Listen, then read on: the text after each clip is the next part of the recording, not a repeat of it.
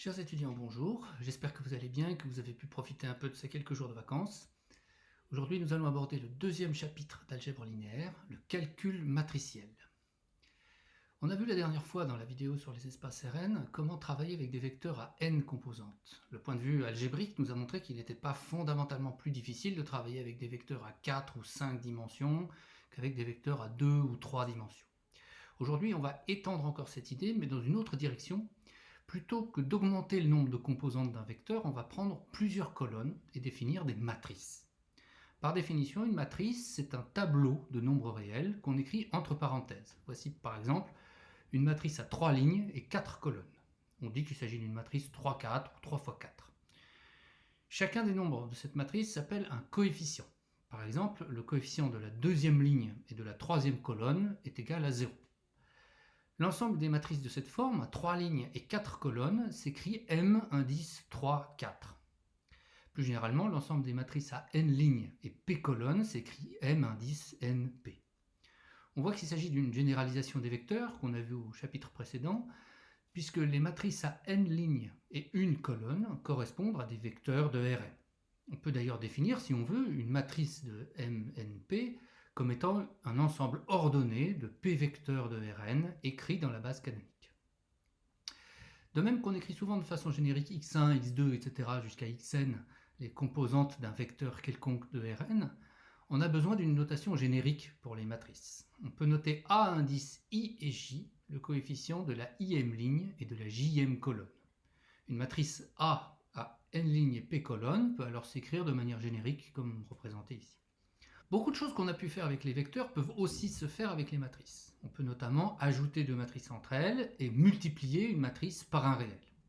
Par définition, la somme de deux matrices s'obtient en ajoutant entre eux les coefficients qui se correspondent. Par exemple, pour ajouter entre elles les matrices 2, 1, 5, 4, 3, moins 1 et 3, 0, 1, 1, moins 1, 2, on fait les opérations 2 plus 3, 1 plus 0, 5 plus 1, 4 plus 1, 3 moins 1 et moins 1 plus 2.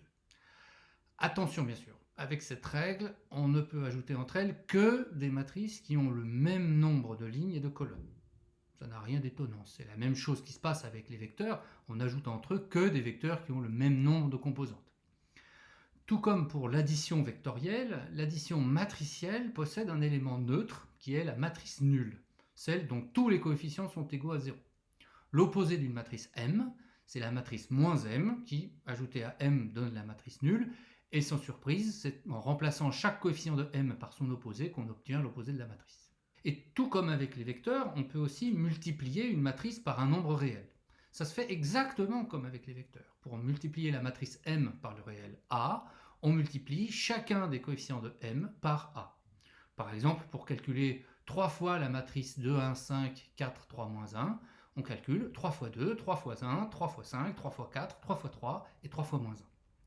Et enfin, tout comme dans Rn, les relations entre addition matricielle et multiplication scalaire se passent bien. Et on a toutes les propriétés d'associativité, de commutativité, de distributivité qu'on peut imaginer. Attention, vous vous souvenez que la multiplication d'un scalaire par un vecteur n'est pas une loi de composition interne. C'est pareil pour la multiplication scalaire dans le cadre matriciel. Et c'est la raison pour laquelle on doit écrire 5 fois m, ou plutôt 5m, mais jamais m5 ou m fois 5.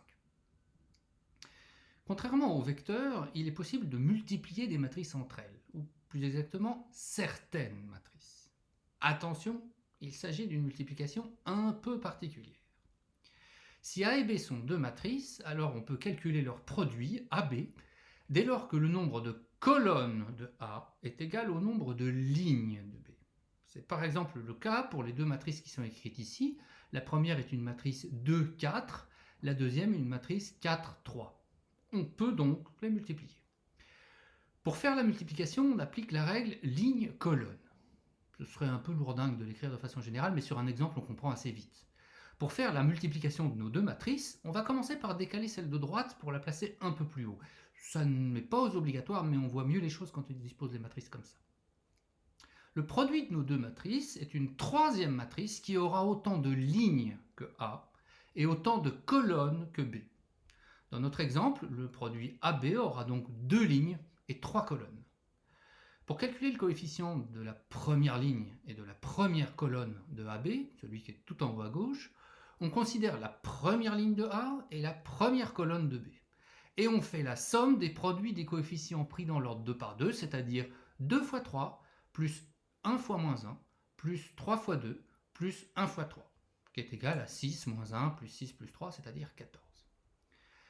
Pour calculer le coefficient de la première ligne et de la deuxième colonne du produit AB, on prend la première ligne de A et la deuxième colonne de B pour faire le même calcul avec les coefficients qui s'y trouvent. 2 fois 3 plus 1 fois 0 plus 3 fois moins 2 plus 1 fois 1 égale 6 plus 0 moins 6 plus 1 égale 1.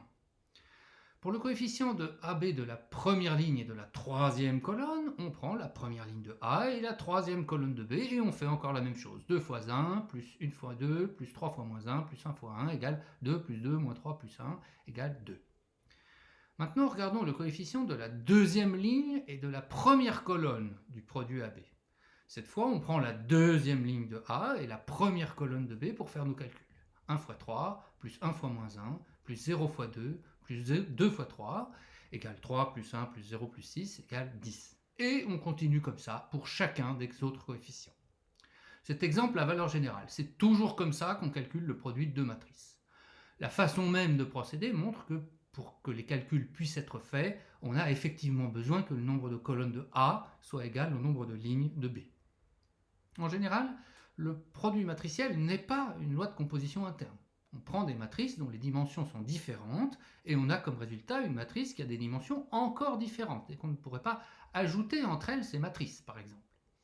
Le seul cas où on a affaire à une loi de composition interne, c'est quand on multiplie des matrices carrées, c'est-à-dire des matrices qui ont le même nombre de lignes et de colonnes. Vous vérifierez par exemple facilement qu'en multipliant une matrice 3-3 par une autre matrice 3-3, le résultat est encore une matrice 3-3. Par contre, quand les matrices ne sont pas carrées, la multiplication n'est jamais une loi de composition interne. Et il y a une autre remarque importante à faire. La multiplication matricielle n'est pas commutative. C'est-à-dire que A fois B est en général différent de B fois A. Déjà, bien souvent, le produit AB a du sens alors que le produit BA n'en a pas, comme on peut le voir avec notre exemple. Si on échange les places de A et de B, le nombre de colonnes de la première n'est plus égal au nombre de lignes de la deuxième, et donc on ne peut plus calculer les coefficients par la règle ligne-colonne. On a trop de nombres qui sortent de la première matrice et pas assez qui sortent de la deuxième. Mais de toute façon, même quand on peut calculer AB et BA, typiquement dans le cas de matrices carrées de même taille, le résultat est en général différent. Souvenez-vous-en, c'est une erreur courante et impardonnable qui conduit à peu près tout le temps à des résultats faux. C'est vrai que c'est un effort nouveau par rapport à ce que vous avez l'habitude de faire vis-à-vis de la multiplication, mais il faut s'y faire. AB n'est pas égal à BA, même quand les deux produits ont un sens. À part ce problème de la commutativité, les autres propriétés habituelles sont vraies. Le produit matriciel est associatif et distributif sur l'addition matricielle, et la multiplication par un scalaire peut, elle, se placer où on veut. Mais donc, redisons-le, on ne peut pas échanger les facteurs d'un produit matriciel. Inutile de le faire en douce dans un calcul, ça se fera. On va considérer maintenant le cas de matrice carrée, c'est-à-dire à autant de lignes que de colonnes. L'ensemble M indice NN des matrices à n lignes et n colonnes est aussi noté M indice N tout court. Dans cet ensemble, on peut considérer la matrice appelée matrice identité, qu'on note I ou éventuellement IN, qui a des zéros partout, sauf sur la diagonale qui part du coefficient en haut à gauche. Et sur cette diagonale, on n'a que des 1. Notez que la diagonale qui part du coefficient en haut à gauche est simplement désignée comme la diagonale. L'autre, qui part du coefficient en haut à droite, n'a pas du tout la même importance et en pratique, on l'étudie assez peu. Dans la suite, donc, quand on parlera de la diagonale d'une matrice carrée, ce sera toujours de celle qui part du coefficient en haut à gauche dont il sera question. La matrice identité est élément neutre pour la multiplication matricielle, c'est-à-dire que pour toute matrice A de Mn, on a que I fois A est égal à A fois I et est égal à A. En quelque sorte, la matrice I, c'est l'équivalent chez les matrices du nombre 1 chez les réels. On peut remarquer que I commute avec toutes les matrices, c'est-à-dire qu'on a toujours que A fois I est égal à I fois A, quelle que soit la matrice A. Mais c'est plutôt l'exception qui confirme la règle, parce que, redisons-le, en général, AB n'est pas égal à B1. Dès lors qu'il existe une notion d'élément neutre pour la multiplication, il existe aussi une notion d'inverse de matrice. L'inverse d'une matrice A est une matrice B telle que le produit AB, ou le produit BA, est égal à la matrice identité. On dit que A est inversible quand elle possède une matrice inverse. On peut démontrer que l'inverse de A, quand il existe, est unique. On le note A puissance moins 1. Et on a que A fois A puissance moins 1 est égal à A puissance moins 1 fois A est égal à la matrice identité I. Oui, donc le produit de A par son inverse est commutatif. Et oui, c'est encore un cas particulier qui n'empêche pas qu'en général, le produit entre matrices, même carré, n'est pas commutatif. Avec les inverses des matrices, il faut faire attention à 3 choses. D'abord, on n'écrit jamais quelque chose comme 1 sur A pour désigner l'inverse de A. C'est A puissance moins 1 et pas autre chose. Ensuite, contrairement à ce qui se passe chez les réels, il y a des matrices non nulles qui ne sont pas inversibles. Par exemple, vous pouvez essayer de démontrer que la matrice 1, 2, 2, 4 n'est pas inversible. Et enfin, troisième point, si deux matrices A et B sont inversibles, alors le produit AB est aussi inversible, mais l'inverse du produit est le produit des inverses en échangeant l'ordre des facteurs. C'est-à-dire que AB puissance moins 1 est égal à B puissance moins 1 fois A puissance moins 1, dans cet ordre-là. Voilà un effet de la non-commutativité du produit matriciel. Attention à l'erreur classique de mettre les facteurs dans l'autre ordre. Un intérêt des matrices est de donner un formalisme nouveau et utile pour la résolution de systèmes linéaires. Regardons par exemple le système 3x moins 2y plus 5z égale 4 et x moins z égale 2. On peut réécrire ce système sous la forme d'une égalité entre matrices. Le produit de la matrice 3, moins 2, 5, 1, 0, moins 1 par le vecteur x, y, z est égal au vecteur 4, 2. Vous pouvez prendre une minute pour vérifier que ces deux expressions sont bien équivalentes l'une à l'autre. Un cas important parmi les systèmes linéaires est celui où il y a autant d'équations que d'inconnus. On va traiter cette situation à travers l'exemple du système x moins y plus z égale 1, 3x moins 2y plus 6z égale 5 et 2x moins 3y plus 4z égale 0. Comme tout à l'heure, on peut réécrire ce système sous la forme d'une égalité entre matrices. Notons A, la matrice 1, moins 1, 1, 3, moins 2, 6 et 2, moins 3, 4. Grand X, la matrice x, y, z. Et petit b, la matrice 1, 5, 0, la matrice colonne, la matrice qui est aussi un vecteur. Le système serait écrit alors ax égale b, et l'objectif est de déterminer les composantes du vecteur grand X. Supposons maintenant que A soit inversible. On peut alors multiplier l'égalité ax égale b par a puissance moins 1 à gauche. Je précise à gauche, parce que la multiplication n'est pas commutative. Donc il est toujours important de dire de quel côté on multiplie par une matrice. En multipliant à gauche, donc, l'équation ax égale b par l'inverse de a, on trouve a puissance moins 1 fois ax égale a puissance moins 1 fois b. Puisque la multiplication est associative, on peut changer la place des parenthèses et dire que a puissance moins 1 fois ax est égal à a puissance moins 1 fois a, le tout fois x, c'est-à-dire à i fois x, c'est-à-dire encore à x. On a donc x égale a puissance moins 1 fois b. Ce que ça veut dire, c'est que si on est capable de calculer l'inverse de a, alors on a automatiquement la solution du système linéaire. Il suffit de multiplier a puissance moins 1 par b, qui est la matrice à une seule colonne dont les coefficients sont donnés par les seconds membres du système. Ce qui reste à faire, c'est donc de trouver une méthode pour calculer l'inverse d'une matrice. On va voir cette méthode au travers de l'exemple de l'inverse de notre matrice A. Pour commencer, on écrit A, et on ajoute une barre verticale à droite, et on colle juste après la matrice identité. Ça nous donne une matrice plus grosse.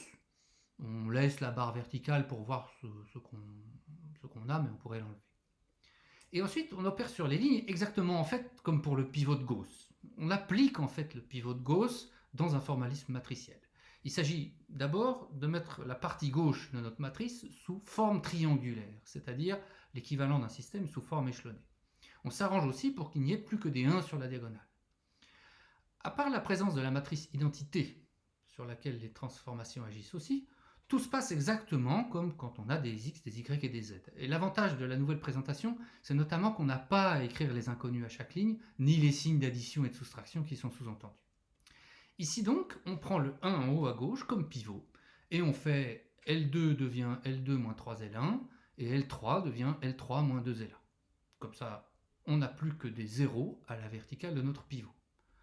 On prend maintenant le 1 du milieu de la deuxième ligne comme pivot, on fait L3 devient L3 plus L2, ce qui nous donne une forme triangulaire, c'est-à-dire une matrice où il n'y a que des zéros sous les diagonales. Je parle ici de la moitié gauche de notre grosse matrice, celle qui est à gauche de la barre verticale. On remplace ensuite L3 par 1/5 de L3 pour n'avoir que des 1 sur la diagonale. Ensuite, on opère à nouveau sur les lignes, cette fois en remontant, pour que la matrice de gauche devienne la matrice identité. Pour ça, on commence par prendre le 1 en bas à droite comme pivot, on fait L2 devient L2 moins 3L3, et L1 devient L1 moins L3. Ça nous débarrasse des coefficients non nuls au-dessus du 1 de la troisième colonne. On prend ensuite le deuxième 1 de la diagonale comme pivot, et on fait L1 devient L1 plus L2 pour supprimer le moins 1 du dessus. Le morceau de gauche de notre expression est maintenant devenu la matrice identité. Théorème, le morceau de droite est égal à l'inverse de A. En multipliant cette matrice par 1, 5, 0, on trouve donc la solution de notre système. Grand X égale 3, 2, 0, c'est-à-dire x égale 3, y égale 2 et z égale 0. Pour finir, quand on essaye d'inverser une matrice qui n'est pas inversible, on se rend compte du problème au moment où on arrive à une ligne nulle. Par exemple, si on essaye d'inverser la matrice 1, 2, 2, 4, on va faire L2 devient L2 moins 2L1, ce qui donne une deuxième ligne nulle. Il n'est alors pas possible, quoi qu'on fasse, d'obtenir la matrice identité dans le morceau de gauche, ce qui prouve en fait que la matrice de départ n'est pas inversible. Voilà, c'est tout pour aujourd'hui. J'espère que ça vous aide. N'hésitez pas à poser vos questions et bon courage à tous.